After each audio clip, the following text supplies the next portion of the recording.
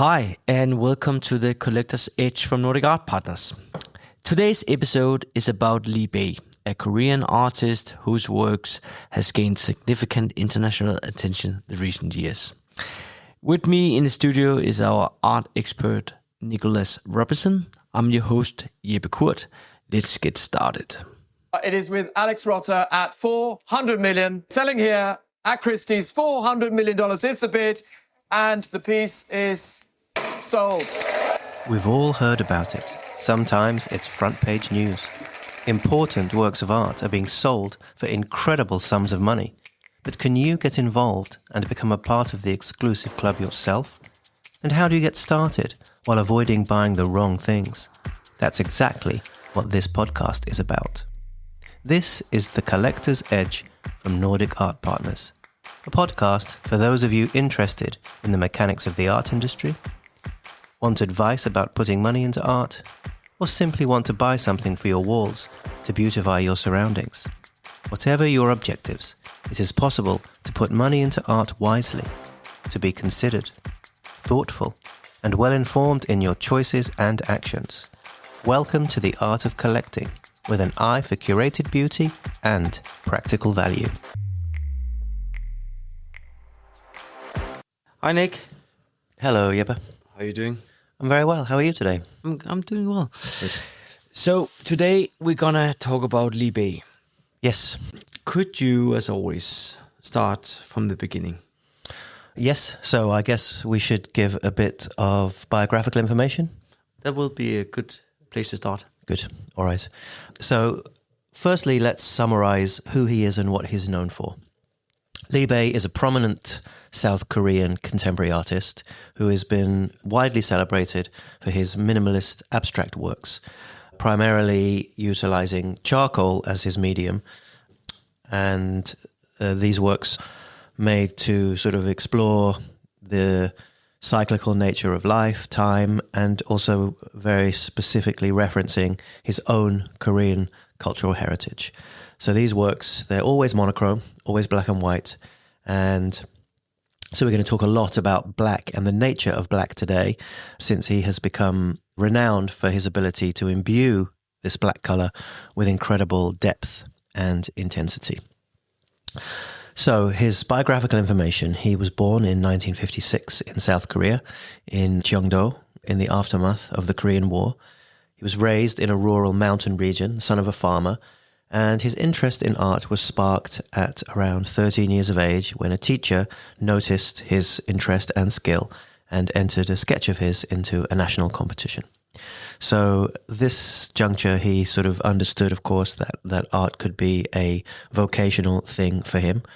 And so he studied painting at Hongik University in Seoul, earning his BFA in 1981 and subsequently an MFA in 1986. But crucially, while studying in Seoul, he studied under Park Seo-bo. And Park Seo-bo is one of the founders of the Dansaekhwa movement in South Korea from the 1970s. Now this name, this rubric, is often translated as monochrome painting. And whilst it's not sort of an official movement per se, with no manifesto or organizing central tenets, it's still essentially a way of grouping various disparate artists together whose work and ideas had some important things in common. Now, all of these artists of this Dansaekhwa ideology have their artistic practices centered around the constituent elements of mark, line, space, and surface, but from a very particular perspective that sought to prioritize the heritage of Korean art and abstraction in ways that were distinct to that region and in ways that of course, consequently bore no overt similarity to the traits of Western art. Now, this idea and this general aesthetic was promoted heavily in Seoul, Tokyo, and in the West, largely through Paris.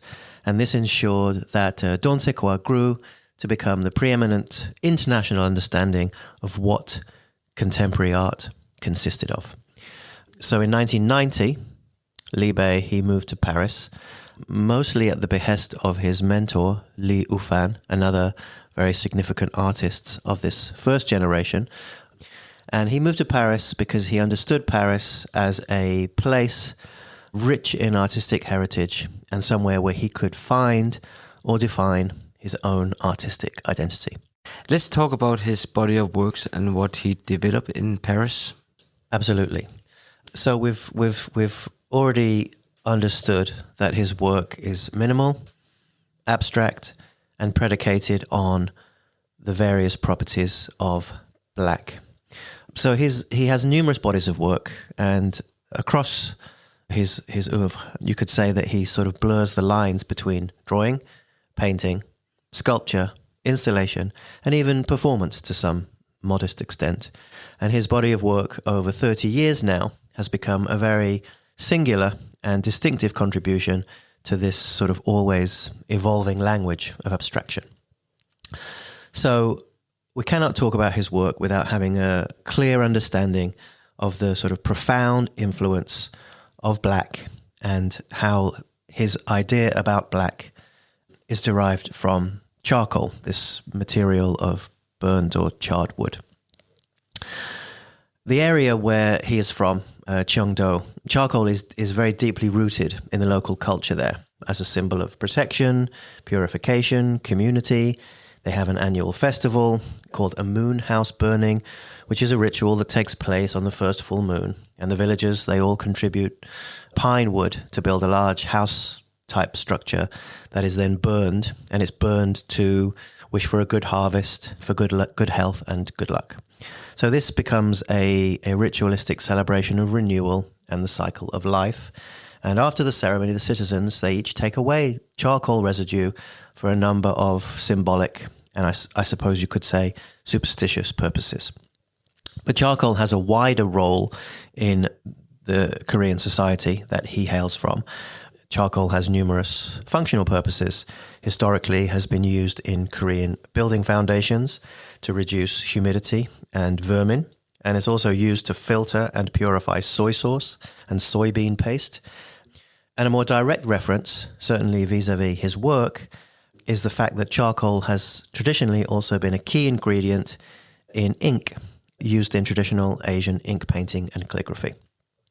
So this is a key sort of material theme that has become the sort of dominant mode of exploration for Lee Bae. And he speaks a lot about it because, of course, his work is very reductive, and this is a significant leitmotif that he's always asked about and discusses. So when he arrived in Paris, he said this: "When I arrived, I wanted to make works of art, but paintings were too expensive for me at the time. So I bought a pack of charcoal for barbecue at the supermarket in order to make charcoal drawings.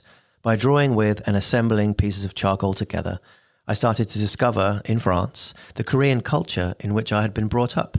In Korea, we use charcoal when we make soy sauce and when we build houses. We bury charcoal in the ground and build the house on top of it. The ink used in calligraphy is also made of charcoal. I realized that I came from an important culture of black charcoal ink. Coal is the pure mineral that is left after having burnt out ordinary materials. For me, it represented the final form of all matter in the world. I wanted to show the properties of this pure and infinite material through my work." So we can see that artistically, for Lee Bae, the material is charged and imbued with sort of multifaceted symbolic cultural meaning. But also, from a purely aesthetic perspective, has a tremendous aesthetic richness and lots of expressive potential, which he derives from this relatively humble elemental material. So the bodies of work that he's made exploring this are numerous. The first paintings that he made many years ago, around 30 years ago, are works that utilize acrylic medium, which is almost like a waxy, resiny kind of substance that sort of you can pour and build up in layers, and it hardens into this sort of smooth, waxy surface.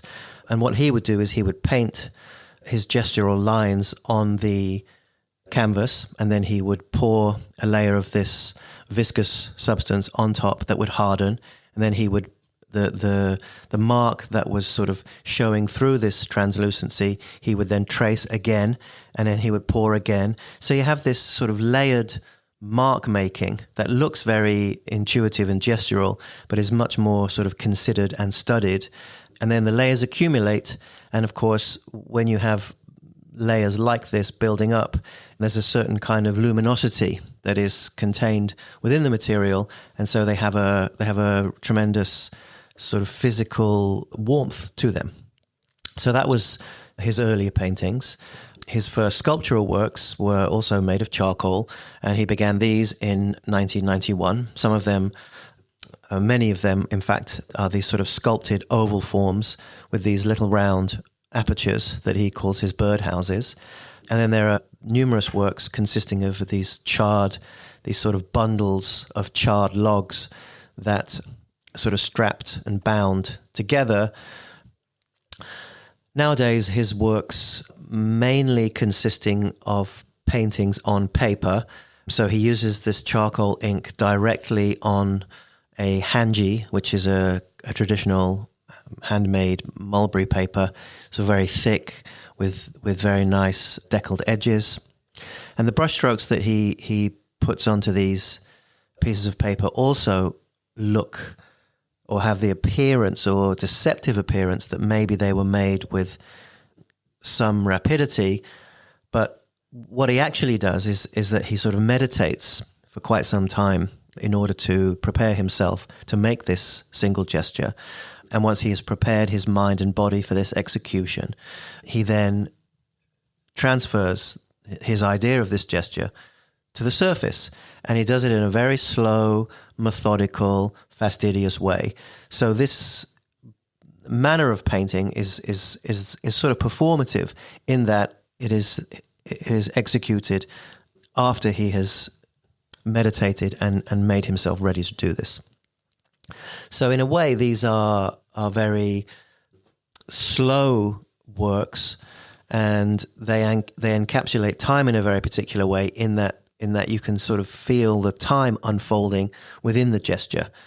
Time is also bound up in the preparatory drawings he makes for these. He practices the movement that he's going to execute, and he does it again and again and again, so that the gesture he is seeking to capture in the final work essentially becomes automatic or intuitive as a sort of muscle memory, if you will. So that's another very distinct body of works. And in these works, actually, the paper is also key, because the paper absorbs the ink, like in a traditional Asian calligraphy.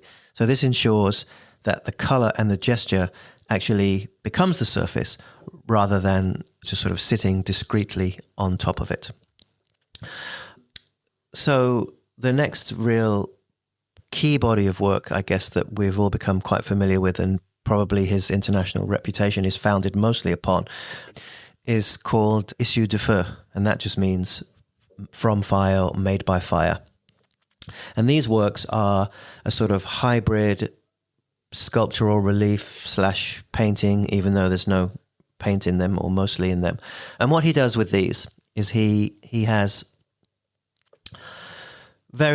lots of very small pieces of charcoal shards, and he aligns them in this sort of tessellated fashion on the surface of the panel. They are then grafted on and polished so that they sit side by side, covering the entirety of the surface with no spaces between them.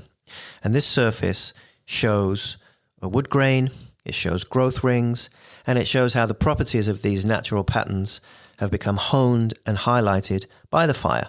So this, whilst the surface is superficially black, it's also sort of a graphite color, silvery in nature, and it refracts and reflects light in various angles, creating a kind of shimmering, living surface. The first of these works he made in the late 90s, and they became a key part of his practice by around 1999, I think.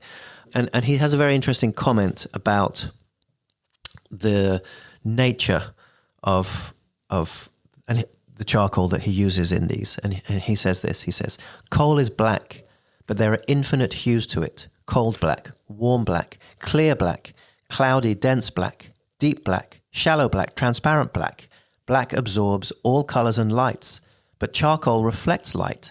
It is the only black material that produces light. So this gives you a real insight into what he considers the intrinsic physical properties and how he utilizes them in his art.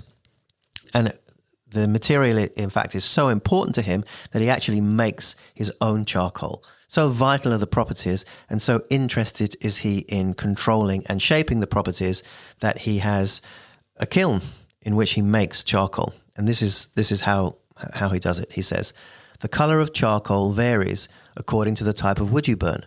I choose and burn the trees myself in order to better reveal the properties of this material.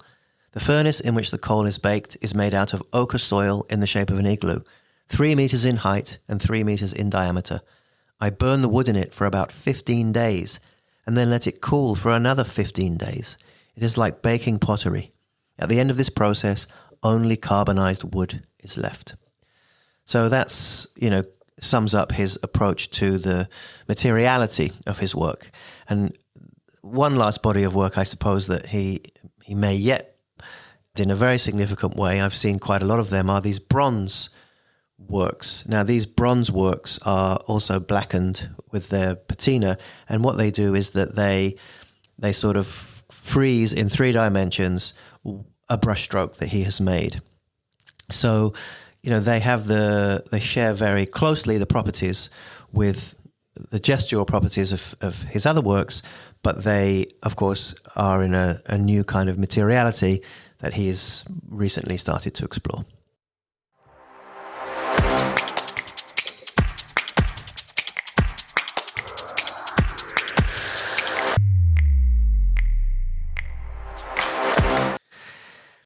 Okay, so let's jump straight into his market and which galleries is representing Lee Bae right now. Well, there's numerous galleries that have shown his work, and he's been a pretty ubiquitous presence in South Korean galleries for 30 years or so.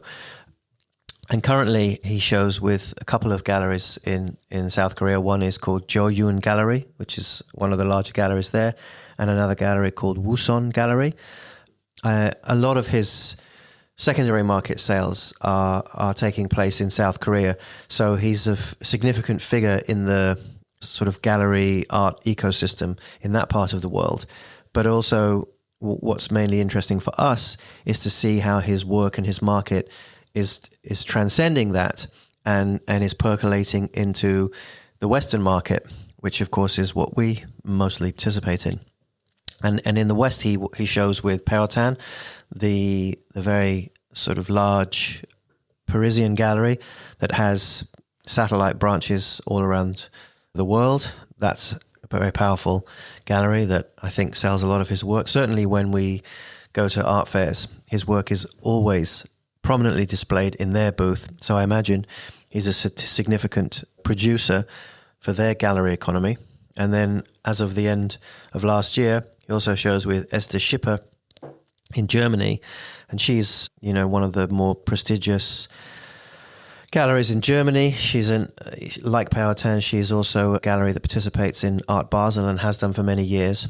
So, he's working with very credible galleries. Maybe you could say one below the very, very top tier of galleries, but certainly galleries that have the ability to connect with the best collecting markets in the world. Okay, and could we maybe talk about the primary prizes? Yes, of course. Well, there's quite a large range of works that he's making, as we've discovered. I mean, he even makes very great print works, actually, where the quality of the black and the quality of the printing is very much in keeping with the unique pieces. It's possible to pick up edition works for $8,000 to $10,000. Some of the unique small works on paper can be had for $15,000 to $20,000. Anything more substantial from a meter is starting at sort of $40,000, $50,000, up to more than $100,000 for larger brushstroke works on paper. Now, even though these are paper works, they function ostensibly like paintings, of course, in that this is the primary support that he works on these days, and they're 2 meters, 2 meters 20 tall. So they have the same presence, if you like, as a substantial canvas, even though their surface is paper. And then we come to the Issu de Feu works, the sort of charcoal collage works, and they start at around $60,000 for something around 90 centimeters, and they go up to around 200,000 euros, dollars for 2 meter work. So they're the primary market prices. And if we look at the secondary market, his auction price on auction is wooden charcoal on canvas, sold in 2021, $370,000 for a 170 times 260 centimeter work. How does this sound to you? Well, that's also an Issu de Feu work. Exactly. When you call it charcoal on canvas or panel, that's what they are. Well, I'm not surprised. I mean, these are the thing that has sort of supercharged his reputation these last few years. If we look further at his auctions, we can see that 23 of the top 25 works are Issu de Feu works. Further to that, 27 of the top 30 prices he's achieved at auction for this particular body of work. And all of his top 10 prices, irrespective of the type, have been achieved since the end of 2021. So we can see that the last 5 years has become a significant period of growth. And if we look at the top 10 prices for these Issu de Feu works, we see them selling $200,000-$300,000. I mean, there's several that have sold for more than $250,000. And these are works that on the primary market are costing maybe around $190,000. So we can see that they're achieving anywhere from sort of 20 to 40, 50% above primary market price in the resale market. And this, of course, is because there's a highly inelastic supply. There's a lot of demand. There's a waiting list for new works from the various galleries, or with the various galleries, I should say. And so, this is the key tenet of a flourishing secondary market. We also see that a bit over 90% of the sales is still in South Korea, his home market. How do you see that in terms of the global market? Is there a trend that he's going from being more local in South Korea to be more global? Well, we see his work, in Basel, whether that's taking place in Miami or Basel or Paris. We see his work at Frieze. We see in London. We see his work in Madrid at Arco. These works would not be brought to these venues if there were not a ready market for them. Now, of course, you could argue that they're seeking to develop a market, but of course, these are significant galleries who understand how to build interest in an artist's work. And, his work is quite ubiquitous. Whenever we travel around the world, we see it often.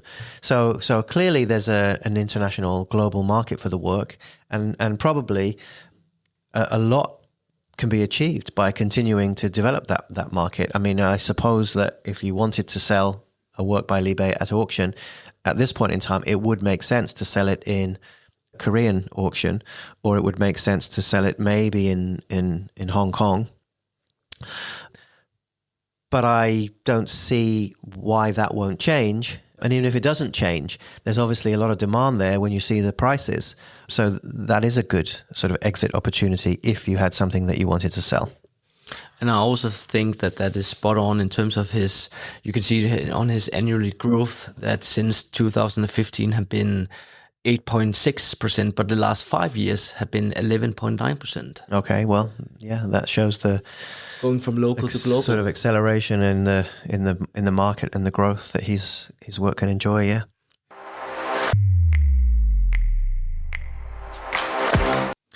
So, if you are a collector, why should you buy Lee Bae today, and what kind of work? Well, I think that, obviously in Issu de Feu work, I mean, they are extraordinary. They're mesmerizing. I mean, in the same way that you can get fixated by staring into a flame or a fire. I mean, these are, of course, the result of a fire, but no less compelling.